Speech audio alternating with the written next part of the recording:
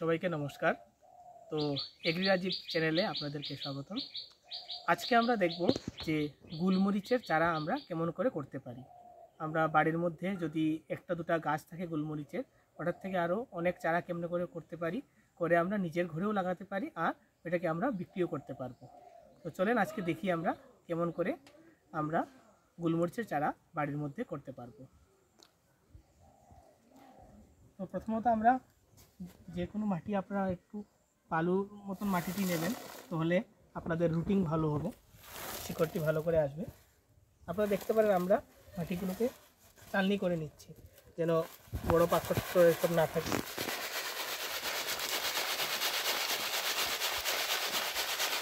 এই যা যা বড় পাথর বেরিয়েছে আমরা এটিকে দিয়ে দেবো।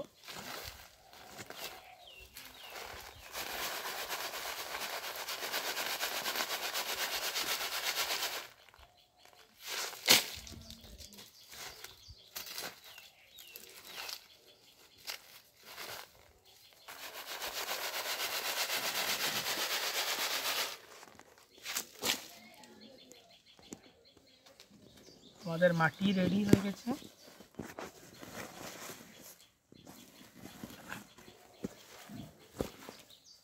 এখন আমরা এটার সাথে আপনার মাটির সাথে আপনাদের বাড়িতে যদি শুকনা গোবর থাকে তাহলে শুকনা গোবরের আমরা করব, শুকনা গোবর ইউজ করবো। না হলে আমরা যদি বাড়িতে ভার্মি কম্পোস্ট থাকে তাহলে তো খুবই ভালো, ভার্মি কম্পোস্ট ইউজ করবো। তো আমাদের ভার্মি কম্পোস্ট আছে, ভার্মি কম্পোস্ট যদি থাকে তাহলে এটার চালনি করার কোনো দরকার নেই। আর যদি আপনাদের ঘরে শুকনা গোবর থাকে তাহলে চালনি করে দেবেন যেন বড় বড় টোকরাটি না আসে। আমরা ভার্মি কম্পোস্ট মিক্স করছি, এর জন্য আমাদের চালনি করার কোনো দরকার নেই।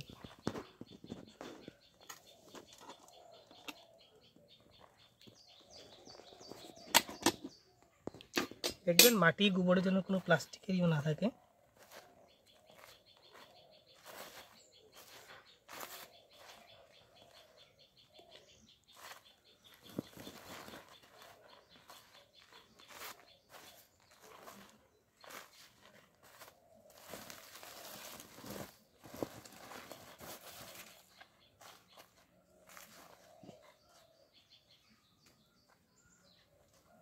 ভালো করে মিক্স করে পলিথিনের প্যাকেটে আমরা মাটি ঢুকিয়ে আমাদের এটা রেডি করব। তো এটার নিয়ম হলো কি, 2 ভাগ মাটি 1 ভাগ আপনাদের ভার্মি কম্পোস্ট বা যদি গোবর থাকে তাহলে শুকনা গোবর।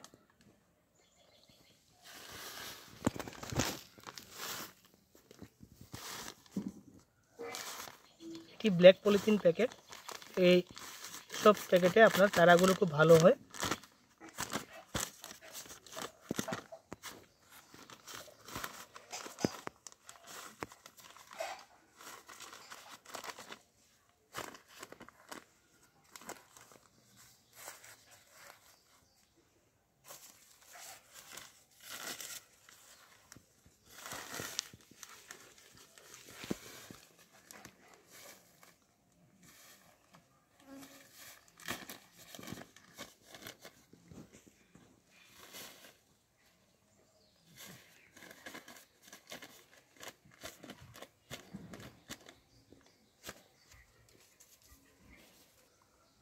তো দেখেন আমরা গোলমরিচের একটা লত আমরা নিয়ে এসেছি। তো আমরা প্রথমে কি করব, পাতাগুলোকে সরিয়ে দেব। হাত দিয়েও সরাতে পারেন, আপনারা সিকেচার দিয়েও এটাকে কেটে কেটে সরাতে পারেন। পাতাগুলো আমরা সরিয়ে দিচ্ছি, কারণ কি হয়, যখন আমরা চারা করব তখন যদি পাতাগুলো থাকে তাহলে পাতাগুলোর থেকে ইভাপোট্রান্সপিরেশন হয়ে যাবে। যেমন আমরা জানি গাছ থেকে জল বাষ্প হয়ে যায়, তো যদি আমরা এটা থাকে তাহলে আমাদের জলগুলো বাষ্প হয়ে চলে যাবে।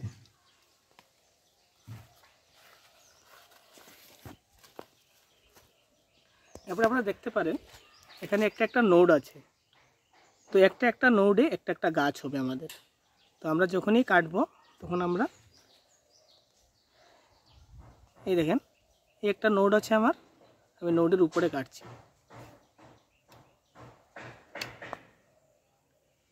এই একটা নোড আছে, নোডের উপরে কাটছি।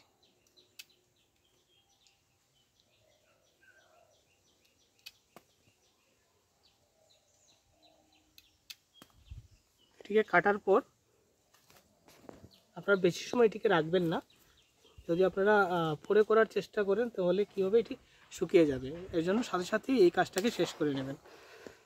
এটি আমরা নোট কেটে দেখতে পারেন, এটি আমরা চারার জন্য আমরা কেটেছি। সবটির মধ্যে একটা একটা নোড আছে, ওইটির থেকেই আমাদের শিকড় বের হবে, পাতা বের হবে। এরপর দেখেন আমরা একটা রুটিং হরমোনের ব্যবহার করছি। রুটিং হরমোন ব্যবহার করলে কি হয়, আমাদের শিকড়গুলো খুব তাড়াতাড়ি আসে।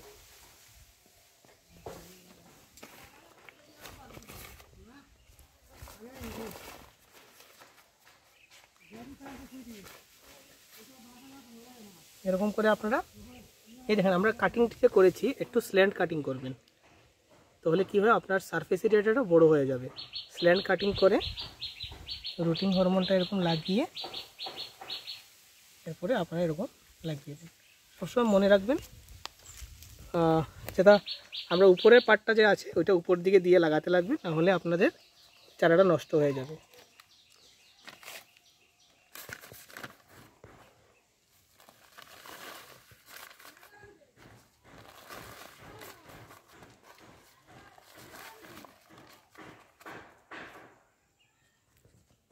তো এরকম করে লাগিয়ে দিলে এরপর আপনারা কি করবেন, এটাকে আপনারা জল দিবেন।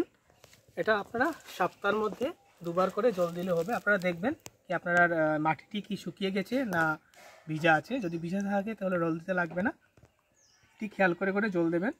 এটি আমরা যে আজকে বানিয়েছি এটা আমাদের 20 থেকে 25 দিনের মধ্যে এটার মধ্যে নতুন পাতা এসে যাবে। যদি নতুন পাতা এসে যায় তাহলে আপনি ভাববেন যে আপনার যে কাজটা হয়েছে এটা পুরো সাকসেসফুল। ওইটার থেকে যখন লটটি লম্বা হয়ে যাবে, মানে আপনাদের ওইটা 2 মাস লাগবে, 2 মাসের মধ্যে আপনাদের 45 দিন থেকে 60 দিনের মধ্যে 1.5 থেকে 2 মাসের মধ্যে আপনাদের গাছ রেডি হয়ে যাবে, যেটা আপনারা ফিল্ডে লাগাতে পারেন। আমাদের নর্থ ইস্টে অনেক মানুষের মানে সবের বাড়িতেই সুপারি গাছ থাকে। তো সুপারি গাছের গোড়াতে যদি আপনারা গোলমরিচের চারা লাগান তাহলে এটা আপনার এক্সট্রা ইনকাম হবে। যেমন সুপারি আপনারা জানেন বছরে 1 বার আসে, 2 বার আসে কোনো কোনো গাছে, কিন্তু এটা যদি আপনারা লাগান তাহলে একটা এক্সট্রা ইনকাম হবে। গোলমরিচের অনেক বেশি ডিমান্ড মার্কেটে, এর সাথে অনেক ভালো রেটেও এটি বিক্রি হয়। তো আপনারা এটা চেষ্টা করবেন, বাড়িতে আপনারা সবাই করতে পারবেন। গোলমরিচের যদি আরও কিছু আপনারা জানতে চান কি গোলমরিচের খেতি আপনারা কেমন করে করবেন বা অন্য কৃষি সম্বন্ধিত কিছু যদি জানতে চান তাহলে আমাদের কমেন্টে লিখবেন, আমরা ওইটার উপরেও ভিডিও বানাবো। নমস্কার, সবাই ভালো থাকবেন। জয় হিন্দ, জয় ভারত।